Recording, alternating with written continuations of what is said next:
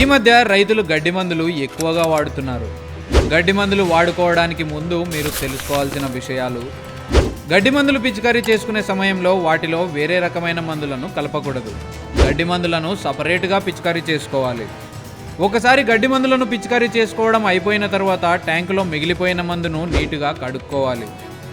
లేదంటే రెండవ పిచికారీ సమయంలో ట్యాంకులో మిగిలిపోయిన మందు ప్రధాన పంటపై పడితే మొక్కలు నాశనం కావచ్చు.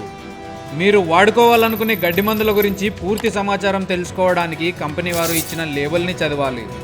లేదా అంగడి వారి దగ్గరే కలుపు మందులు ఏ పంటకు వాడుకోవాలి, దేనికి పనిచేస్తుంది, ఎంత డోసులో వాడుకోవాలో వివరంగా తెలుసుకున్న తర్వాత వాడుకోవడం మొదలుపెట్టాలి. మందు పిచికారీ సమయంలో మందు భూమిపై ఎక్కువగా పడేలాగా, గాలికి ఎక్కువ మందు వృధా అవ్వకుండా లేదా గాలి లేనప్పుడు పిచికారీ చేసుకోవడం మంచిది. ఇవే కాకుండా గడ్డి మందుల గురించి మా ఛానల్లో ఇంకా చాలా వీడియోలు ఉన్నాయి, ఒకసారి అవి కూడా చూడండి.